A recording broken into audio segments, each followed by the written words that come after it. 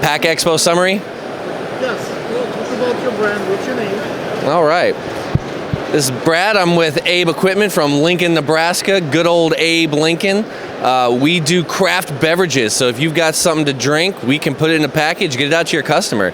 If you can, we can help you can. That's what we got.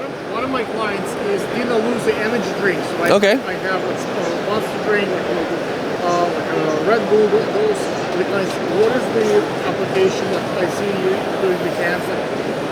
When I have distribution with the cans, my main concern is they're gonna pop in my car. I'm driving. Correct. And at some point, all the cans, because I don't know when they make them.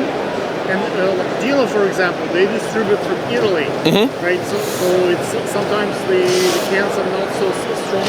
The aluminum is not very well made, and it pops. And its energy drink smells really bad. Yeah, it does. It stinks in the car.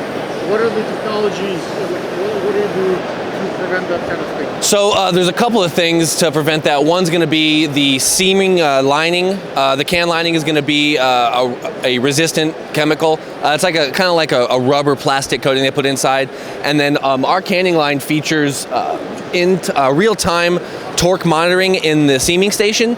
So when those lids are getting rolled onto the body of the can, it's measuring in real time to know what's happening. And if there's something egregiously out of spec, it kicks that can right off the line right away and never makes it to final package. Okay. Anything else is in your pipeline that you're working on, that you're coming up with as announcements? Yeah, so we are getting away from only servicing the traditional beverage markets with cans and bottles. We're going to be going into the ROPP aluminum can, the hybrid. We're also getting into the small shots, 1-2 ounce containers. How significant is today's show for you? Like, are you planning to kill it and make a lot of sales? Are you how do you guys prepare for your show? So for this show, it's interesting because there's a ton of different industries all together. So we're only going to appeal to about 15% of the people here, which we're going to make a really good impression on those 15%.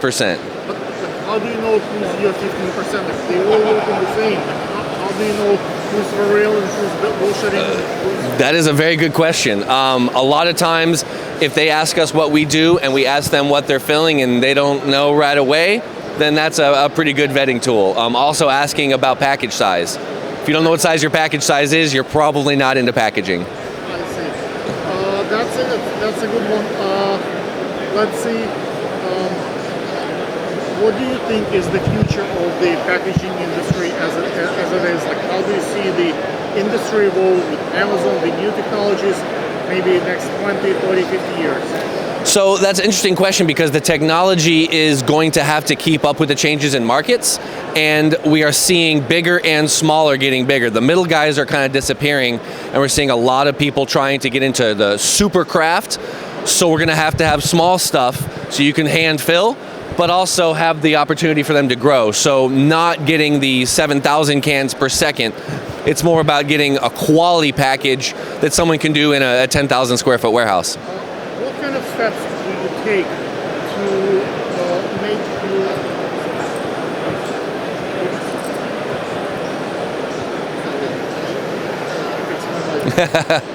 Then they can hear my questions.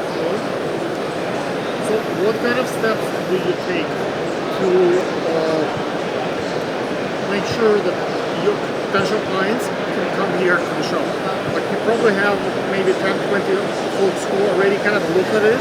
They're really interested, but for whatever reason, they didn't buy it. Whether they didn't have the money today or they're budgeting, and you try to come and make them come here so you can pitch again, and hopefully they place the orders. They see you amongst other people, right?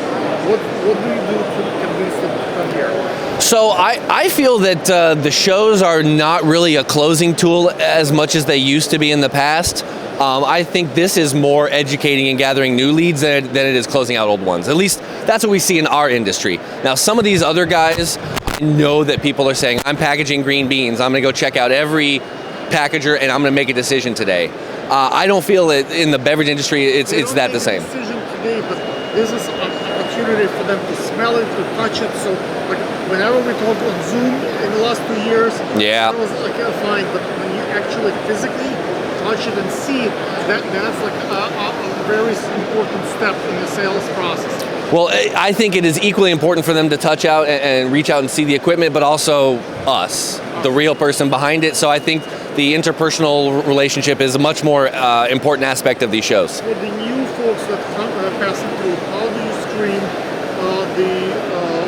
those leads? Do you advertise in advance your booth? What do you do to make them come to you? Because there are plenty of other guys here.